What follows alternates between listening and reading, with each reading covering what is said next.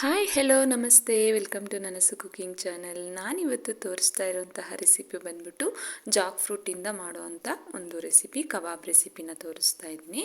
ಮೊದಲನೇದಾಗಿ ನಾನಿಲ್ಲಿ ಸಣ್ಣದಾಗಿ ಮೀಡಿಯಮ್ ಸೈಜಲ್ಲಿ ಜಾಕ್ ಫ್ರೂಟ್ನ ಕಟ್ ಮಾಡಿ ಇಟ್ಕೊಂಡಿದ್ದೀನಿ. ಎಳೆ ಜಾಕ್ ಫ್ರೂಟ್ ಆಗಿರಬೇಕು, ಬಲ್ತಿದ್ರೆ ಇದು ಚೆನ್ನಾಗಿರಲ್ಲ ಮತ್ತು ಚೆನ್ನಾಗಿ ಬರೋದು ಇಲ್ಲ. ಇದು ಎಳೆ ಜಾಕ್ ಫ್ರೂಟ್ ಆಗಿದೆ. ಮತ್ತು ಇದನ್ನು ಮೊದಲನೇದಾಗಿ ನೀರನ್ನ ಕಾಯೋದಕ್ಕಿಟ್ಟು ಸ್ವಲ್ಪ ಬೇಯಿಸ್ಕೊಬೇಕಾಗುತ್ತೆ. ನೋಡ್ತಾ ಇರ್ಬೋದು, ಇಲ್ಲಿ ನಾನಿವಾಗ ಬೇಯೋದಕ್ಕೆ ಹಾಕ್ಕೊತಾ ಇದ್ದೀನಿ. ಮತ್ತು ಉಪ್ಪನ್ನು ಆ್ಯಡ್ ಮಾಡ್ಕೊತಾ ಇದ್ದೀನಿ. ಉಪ್ಪನ್ನು ಒಂದು ಕುದಿ ಬಂದ ನಂತರ ಉಪ್ಪನ್ನು ಆ್ಯಡ್ ಮಾಡ್ಕೊಂಡು ಸ್ವಲ್ಪನೇ ಬೇಯಿಸ್ಕೊಬೇಕು, ಜಾಸ್ತಿ ಬೇಯಿಸ್ಕೊಳ್ಳೋವಂಥ ಅವಶ್ಯಕತೆ ಇಲ್ಲ. ಒಂದು ಪೋರ್ಕ್ನ ಚುಚ್ಚಿದಾಗ ಅದು ಒಳಕ್ಕೆ ಹೋದರೆ ಸಾಕು, ಅಷ್ಟು ಬೇಯಿಸ್ಕೊಂಡ್ರೆ ಸಾಕಾಗುತ್ತೆ. ಇಲ್ಲಿ ನೋಡ್ತಾ ಇರ್ಬೋದು, ಇವಾಗ ಬೇಯಿಸ್ಕೊಂಡು ರೆಡಿಯಾಗಿ ಮತ್ತು ಆರ್ಕೊಳ್ಳೋದಕ್ಕೆ ಸ್ವಲ್ಪ ಬಿಸಿ ಆರೋದಕ್ಕೆ ಇಟ್ಕೊಂಡಿದ್ದೆ. ಇದಿವಾಗ ಇಲ್ಲಿ ಬಿಸಿ ಆರಿ ಎಲ್ಲ ರೆಡಿಯಾಗಿದೆ. ಇದಕ್ಕೆ ಬೇಕಾಗಿರೋಂಥ ಮಸಾಲೆನ ನೋಡ್ಕೊಂಬರೋಣ. ಮೊದಲನೇದಾಗಿ ನಾನಿಲ್ಲಿ ಶುಂಠಿ ಬೆಳ್ಳುಳ್ಳಿ ಪೇಸ್ಟನ್ನು ತೊಗೊಂಡಿದ್ದೀನಿ, ಮತ್ತು ಸ್ವಲ್ಪ ಖಾರದ ಪುಡಿ, ಮೊಟ್ಟೆ ಮತ್ತು ಕಬಾಬ್ ಪೌಡರ್.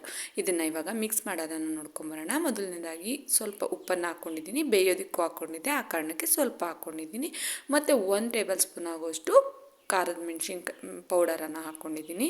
ಮತ್ತು ಶುಂಠಿ ಬೆಳ್ಳುಳ್ಳಿ ಪೇಸ್ಟು 2 ಸ್ಪೂನ್ ಆಗೋಷ್ಟು ಶುಂಠಿ ಬೆಳ್ಳುಳ್ಳಿ ಪೇಸ್ಟನ್ನು ಹಾಕ್ಕೊಂಡಿದ್ದೀನಿ.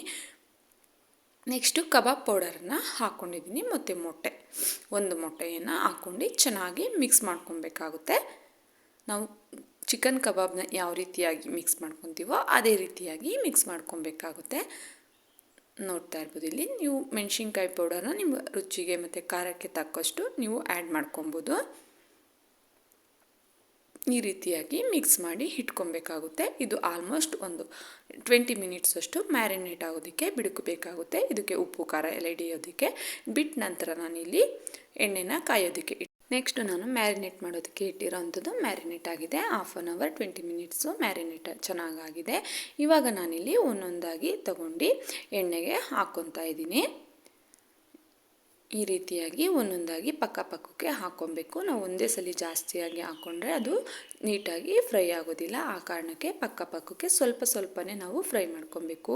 ಇದು ಬಂದು ಚಿಕನ್ ಯಾರೆಲ್ಲ ಇಷ್ಟಪಡಲ್ಲ ಮತ್ತು ನಾನ್ ವೆಜ್ ಯಾರೆಲ್ಲ ತಿನ್ನಲ್ಲ ಅಂಥವ್ರಿಗೆ ತುಂಬಾ ಚೆನ್ನಾಗಿರುತ್ತೆ. ಮತ್ತು ಬೇಳೆ ಸಾಂಬಾರು, ತಿಳಿ ಸಾಂಬಾರು, ರೈಸ್ ಜೊತೆಗೆ ಒಳ್ಳೆ ಕಾಂಬಿನೇಷನ್ ಅಂತಲೇ ಹೇಳ್ಬೋದು. ತುಂಬಾ ಚೆನ್ನಾಗಿರುತ್ತೆ.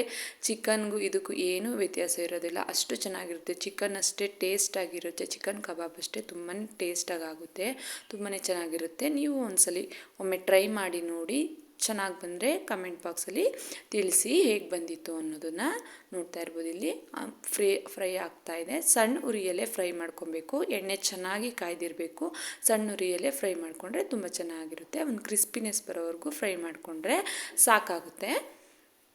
ಆಲ್ರೆಡಿ ನಾವು ಒಂದು ಸಲ ಬೇಯಿಸಿಟ್ಕೊಂಡಿರೋದ್ರಿಂದ ಜಾಸ್ತಿ ಏನು ಬೇಯಿಸೋವಂಥ ಅವಶ್ಯಕತೆ ಇಲ್ಲ. ಅದು ಗೊತ್ತಾಗುತ್ತೆ, ಬೆಂದಾಗ ಗೊತ್ತಾಗುತ್ತೆ. ಈಗ ಒಂದು ಸರ್ವಿನ ಬೌಲ್ಗೆ ಸರ್ವ್ ಮಾಡ್ಕೊಂಡಿದ್ದೀನಿ ನಾನು ಬೇಯಿಸಿಟ್ಕೊಂಡಿರೋ ಅಂಥದ್ದನ್ನು. ನೋಡ್ತಾ ಇರ್ಬೋದು ಯಾವ ರೀತಿಯಾಗಿ ಕಾಣ್ತಾ ಇದೆ ಅಂತ.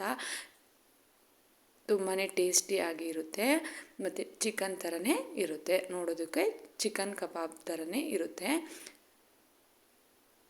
ನೋಡ್ತಾ ಇರ್ಬೋದು, ಇಲ್ಲಿ ನೀವು ನಾನು ತೋರಿಸ್ತಾ ಇದ್ದೀನಿ.